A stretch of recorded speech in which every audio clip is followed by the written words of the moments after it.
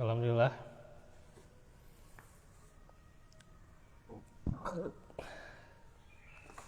Hamdan katsiran thayyiban mubarakan fih kama yuhibbu rabbuna wa yardah.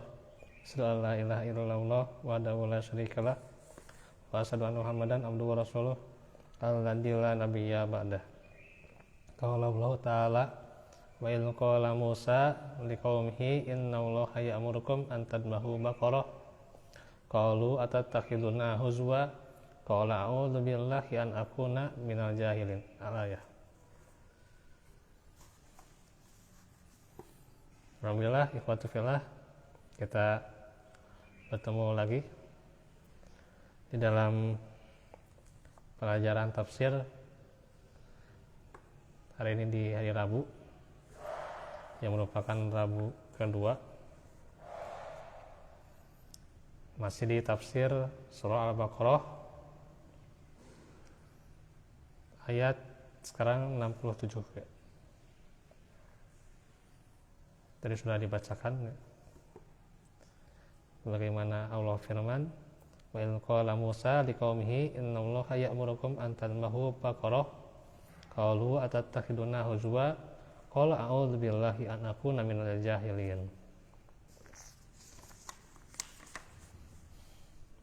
Dan ingatlah ketika Musa berkata kepada kaumnya, sesungguhnya Allah menyuruh kalian menyembelih seekor sapi betina. Mereka berkata, apakah engkau hendak menjadikan kami buah ejekan? Musa menjawab, aku berlindung kepada Allah dari menjadi salah seorang dari golongan orang-orang yang jahil.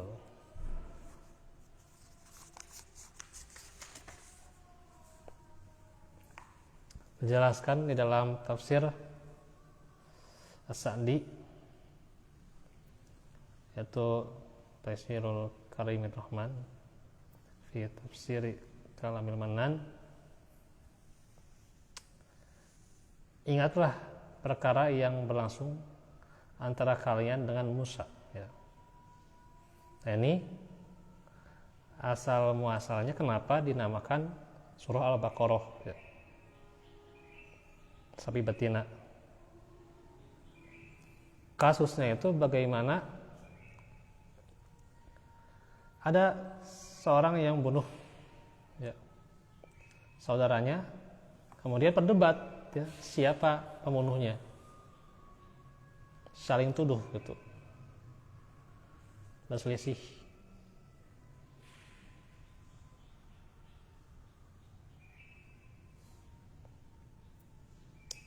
Maka disinilah Allah dengan sifatnya Al-Hakim ya, kebijaksanaan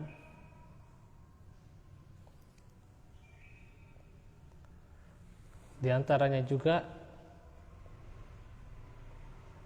ada sebuah ya dikatakan mukjizat ya,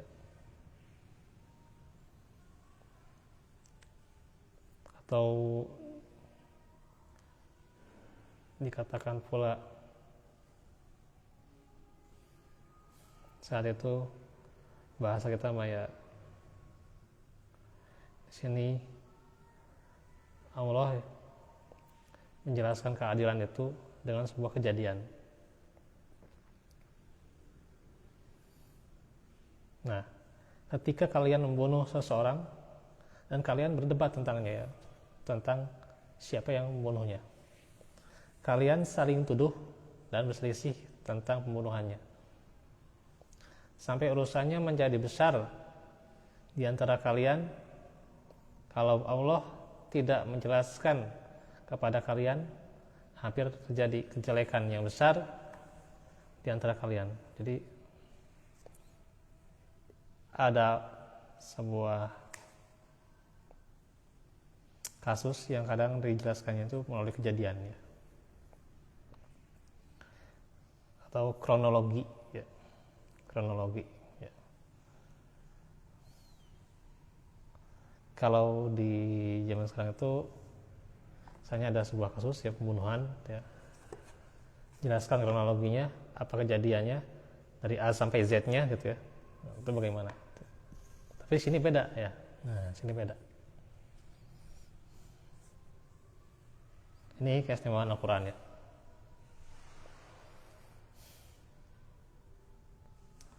Allah memberikan kejelasan siapa pembunuhnya, yaitu melalui Nabi Musa. Yang Nabi Musa itu memerintahkan kepada kalian untuk mencari kejelasan tentang si pembunuh. Caranya apa? Menyembelih sapi betina. Nah ini asal usulnya kenapa dinamakan Al-Baqarah ya. Jadi ayat 67 ya. Jadi setiap surat itu pasti ada namanya ya, salah satu ayatnya itu ada di salah satunya, kecuali surat Al-Ikhlas ya. Kalau Al-Ikhlas nggak ada ya, dari Qul huwallahu ahad sampai walam yakul lahu kufuwan ahad nggak ada ya, nama Al-Ikhlas nggak ada ya. Jadi kalau di surat lain ya, itu ada ya. Anas karena ada, nah itu karena ada kata Anasnya. Al-Falaq juga ada kata Al-Falaqnya. Al-Lahab karena ada kata Abi Lahab ya, dan seterusnya. Jadi ada kata-katanya. Ini juga ada. Yaitu di ayat 67 ya.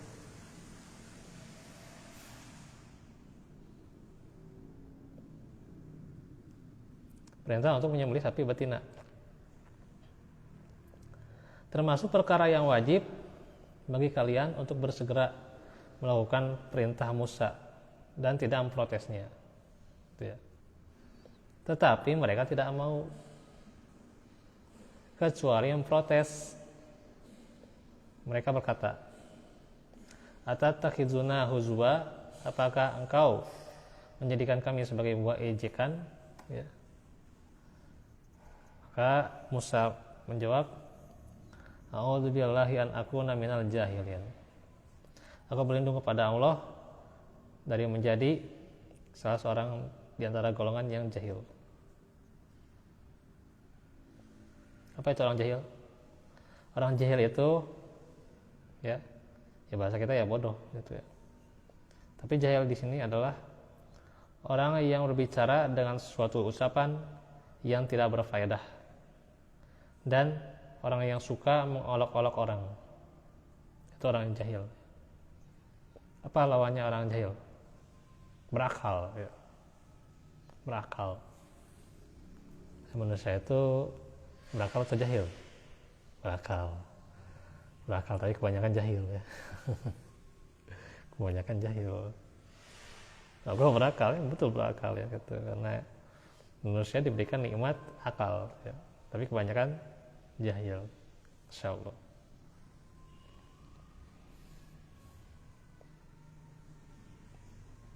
Adapun orang yang berakal, maka dia memandang bahwa penghinaan terhadap agama, akal dan olok-olokannya terhadap orang yang sama-sama manusia termasuk cacat terbesar. Maksudnya sebuah kesalahan terbesar ya. Meskipun dia dilebihkan di atas orang lain, maka kelebihannya ini menuntut dia untuk bersyukur kepada Rabb-nya dan sayang kepada para hambanya. Jadi ada dua tuntutan untuk hamba yang diberikan kelebihan ya. Hakikatnya kan kita dikasih kelebihan ya. Dikasih kelebihan itu pertama buat apa? Buat bersyukur ya. Mensyukurinya ya, menggunakannya di tempat yang tepat, di perlakuan yang tepat, di amalan yang sholih ya. Dan harus sayang ya kepada para hambanya.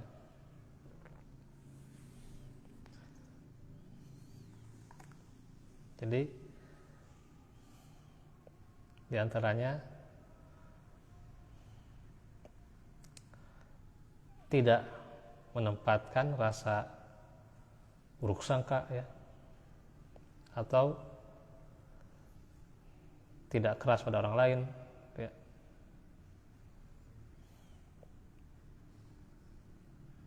Inilah bagaimana sayang pada hambanya.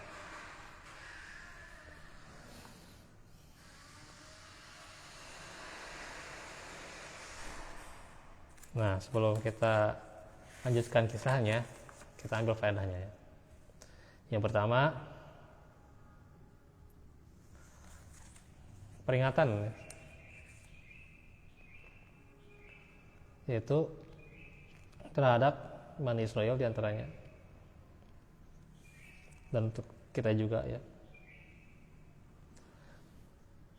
agar tentunya yang namanya kejahatan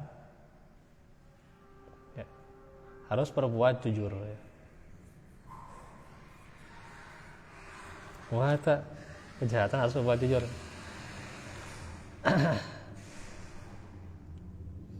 Kalau seseorang melakukan pelanggaran ya, kesalahan, dosa ya, jujur, itu kita berani nggak? Coba. Mana ada gitu preman yang ngaku gitu, misalnya mana ada pembunuh yang ngaku gitu ya, nggak ada ya.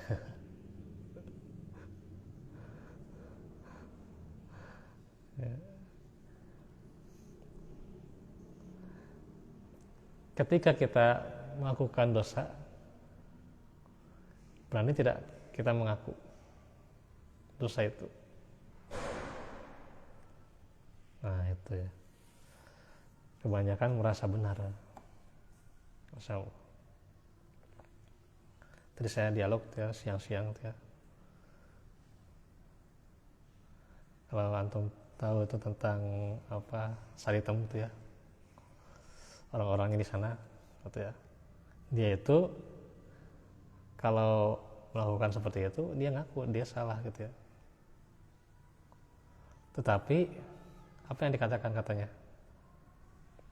ini buat kebutuhan makanan keluarga saya dan sebagainya ya gitu ya. Ya kita udah tahu lah gitu. Nah,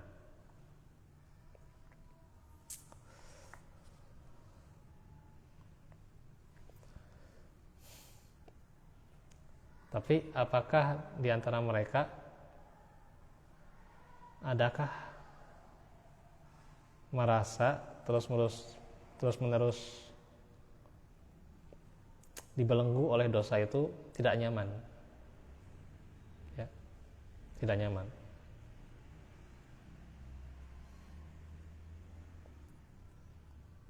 Ada yang malah jadi sombong.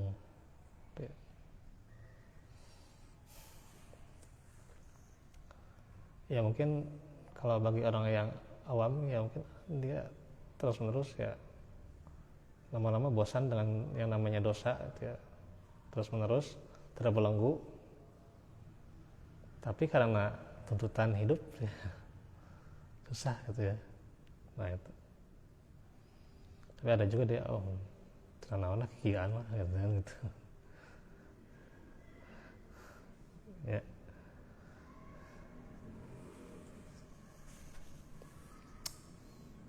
Nah yang diceritakan MC sebagian itu memang sudah kejadian ya. Apalagi di Kirson ini emang kejadiannya luar biasa. Terus saya kalau pulang malam itu suka ditanya ya, nah tenang gitu pulang malam gitu, nah, gitu ya. Kalau saya mah aman, tentunya ada warga dia gitu ya. Kalau warga luar kayaknya udah ada kejadian yang aneh-aneh gitu. Ini artinya kita mengambil faedah yang namanya dosa pada seorang hamba bisa jadi juga mengakibatkan dampak pada orang lain, dan dia tentunya kalau saja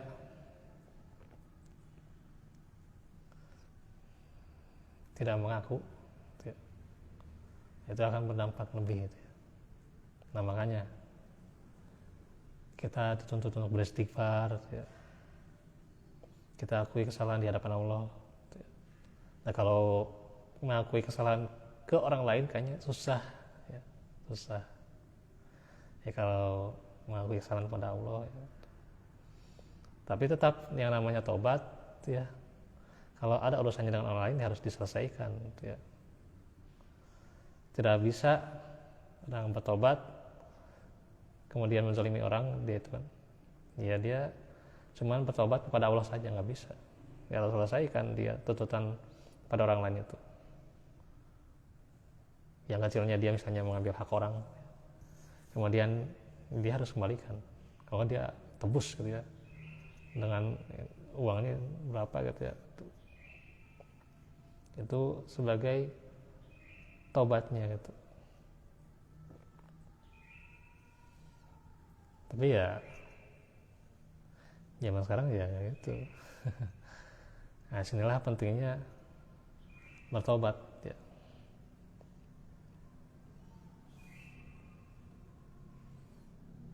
Yang kedua, bagaimana Allah menjelaskan hal itu, ya, supaya tidak terjadi, ya, kejelekan yang lebih besar lagi, ya. Terjadi saling memfitnah, ya, kalau dikatakan ya, saling menuduh atau saling guyon dan sebagainya. Nah ini Allah cegah dengan kejadian ini, ya. Yang ketiga, kalau sebuah dosa sudah dilakukan, tuntutannya bagi seorang hamba apa? Kalau bergantung pada orang lain atau apa, melibatkan orang lain, berarti harus mengganti atau mengembalikan. Tadi udah ya itu. Tapi yang keempat apa? Mereka memprotes. Nah ini. Dan yang kelima, sebuah doa, ya, bahwa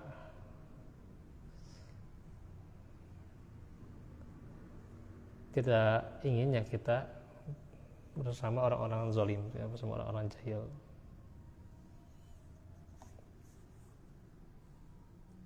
Kita lanjutkan nih kisahnya. Kalau du'u lana rabbaka yubayyin lana ma hiya. Qala innahu yaqulu innaha baqaratul la faridu wa la bikr. Ya.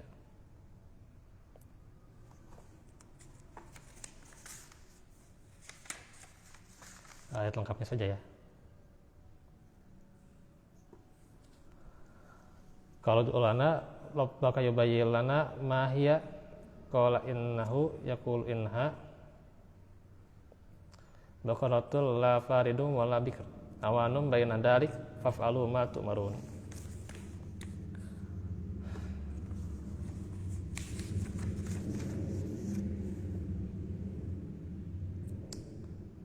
Mereka menjawab, mohonkanlah kepada Rabb-Mu untuk kami agar dia menerangkan kepada kami sapi betina apakah itu. Bukan? Ini protesnya, ya. Musa menjawab, sesungguhnya Allah firman bahwa sapi betina itu adalah sapi betina yang tidak tua dan tidak muda, pertengahan antara itu. Maka kerjakanlah apa yang diperintahkan kepada kalian. Kira-kira ini pertanyaan mereka itu buat apa? Apakah dia karena ketidaktahuan atau untuk menjelaskan suatu perkara, atau dia mengolok-olok? Nah, bisa jadi mengolok-olok, ya. Bukan pertanyaannya menjelaskan suatu perkara atau karena tidak tahu, ya. Atau emang karena membangkang dia gitu, ya.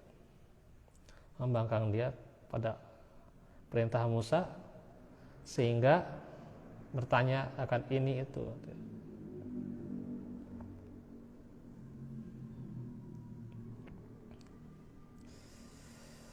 Nih ada sebuah analogi ya. Analoginya itu bagaimana misalnya seseorang yang dia diperintahkan ya untuk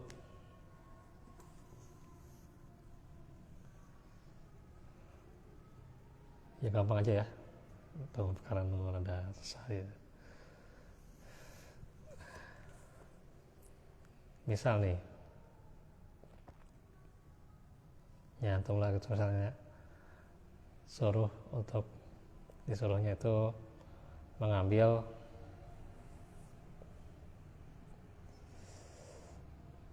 sebuah papan misalnya. Nih, ya ada dasar kayaknya. Biasalah. Saya ada papan ini ya, papan yang dimaksud oleh yang menyuruh itu ya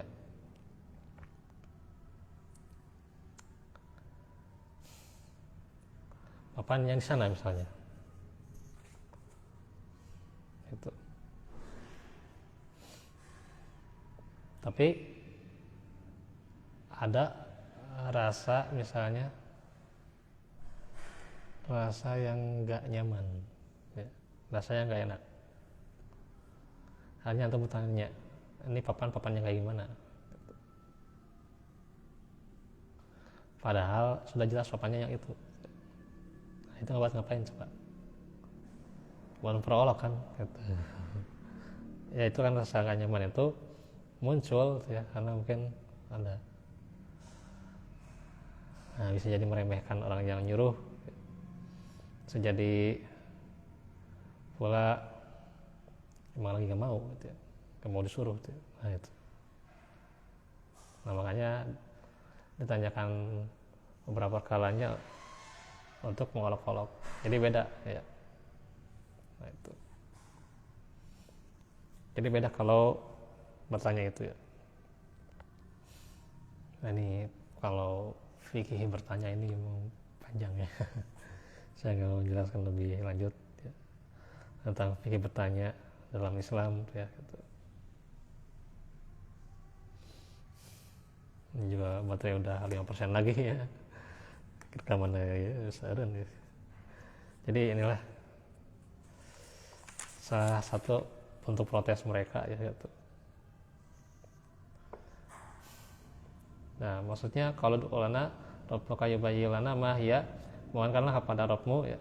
Nah ketika Musa mengatakan hal itu kepada mereka tahu hal itu adalah suatu kebenaran ya, sehingga mereka berkata, mohonkanlah kepada Rabbmu untuk kami agar dia menerangkan kepada kami sabi betina apakah itu, maksudnya berapa umurnya. Qala innahu yaqulu innaha muqarratun la faridu wa la bikr.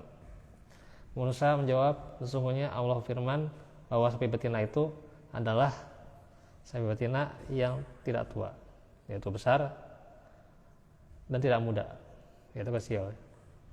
Awanum baina dalik, pertengahan antara itu, yaitu tengah-tengah di antara dua umur yang disebutkan sebelumnya, yaitu besar dan kecil. Faf'alu ma tu'marun, maka kerjakanlah apa yang diperintahkan kepadamu, tinggalkanlah sikap berlebih-lebihan dan sikap menyusahkan diri.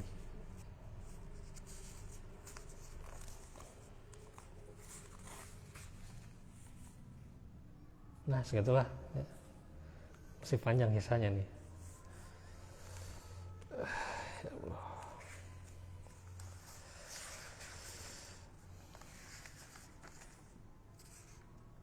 Tuh ini si panjang ya, sampai Allahu bighafilin amma ta'malun.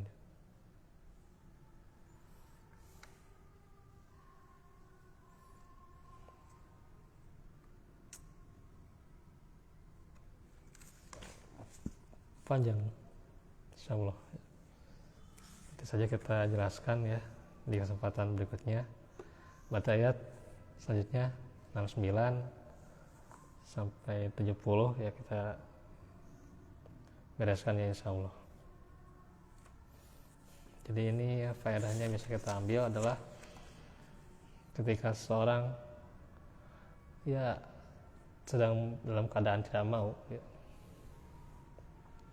atau menolak gitu ya, menolak syariat.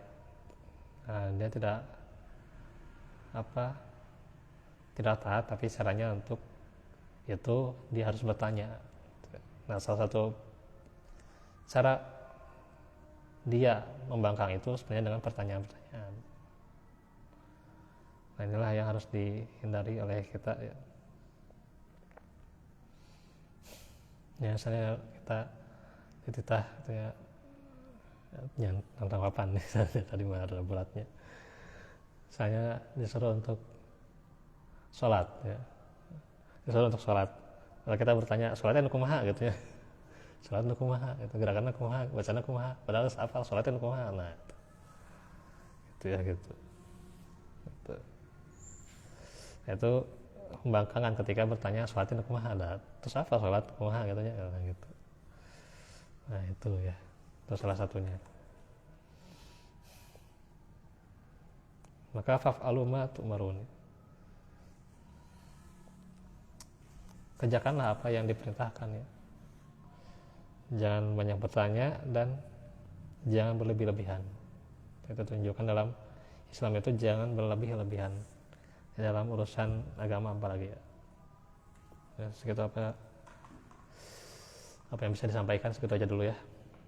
Assalamualaikum warahmatullahi wabarakatuh. Insyaallah nanti Selasa kita lanjut kembali. Selasa yang selanjutnya itu tentang kisah Nabi ya. Rabbana atina min ladunka rahmah wa hab lana min ladunka rahmah. Rabbana atina fid dunya hasanah fil akhirati hasanah benar. Subhanaka Allahumma bihamdika asyhadu an la ilaha illa anta astaghfiruka wa atubu ilaik. Alhamdulillahi alamin. Assalamualaikum warahmatullahi wabarakatuh. Waalaikumsalam.